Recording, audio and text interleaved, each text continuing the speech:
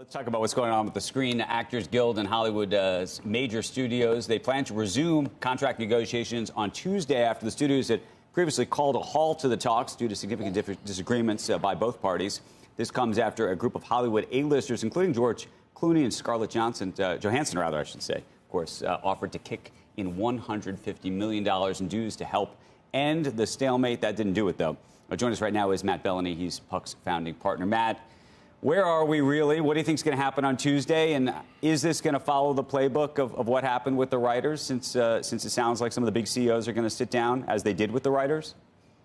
Yeah, first of all, it's a great sign that they're actually resuming talks, because as of Friday, this was still a stalemate, and the actors kept saying, come back to the table. The studios had walked out of negotiations over this issue of the actors wanting a per subscriber fee on streaming services to go directly to the union. The CEOs, especially Netflix, are calling that a tax or a levy. And the union is basically saying, no, this is a fee that will allow us to share in success. If you get more subscribers, the union will benefit. This is our content. So that's really where they had the standoff on the last go-round. It's unclear what, if anything, has changed, because we know that on the SAG side, they have not changed in their demands. We'll see what the studios come back to the table with, or whether the union's willing to back off of that. What did you make of what the actors, what George Clooney and the like, and Scarlett Johansson had offered? Listen, good for them. They want this to end, and they put a proposal out there. It doesn't seem to make much sense, both legally. It doesn't really understand labor law, because they want to essentially eliminate the cap on dues that can be used to fund the union. But that doesn't really make sense, because they're not negotiating a benefit here for the union. Right. They're negotiating benefits for the members right now. So more money going to the union is nice, but it doesn't really change the ultimate structure that the union is fighting over. So it's pretty much been rejected by the union leadership, and for good reason.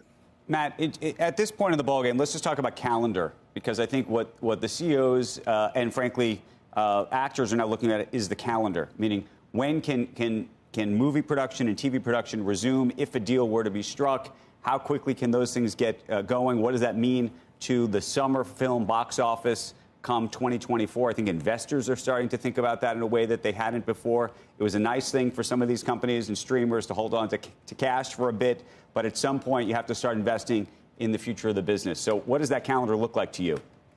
Well, right now we are perilously close to losing the entire year.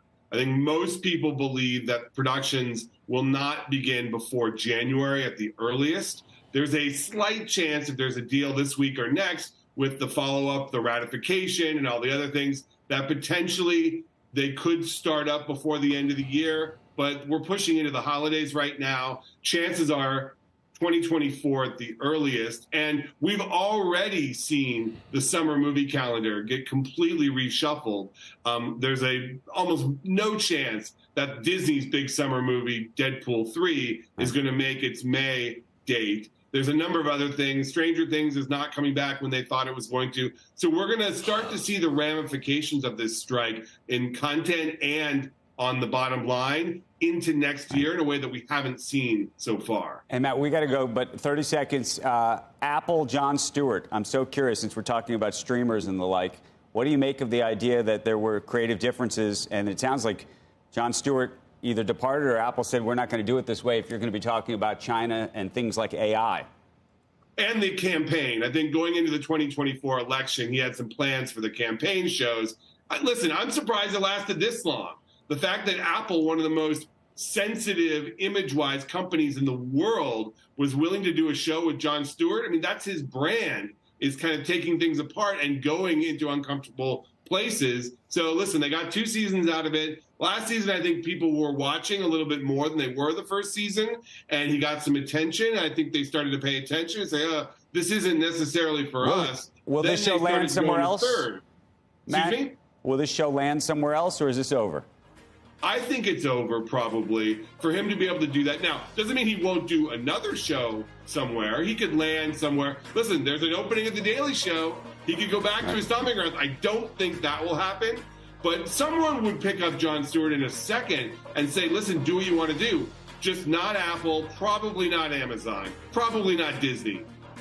Or Netflix even, maybe. I don't know.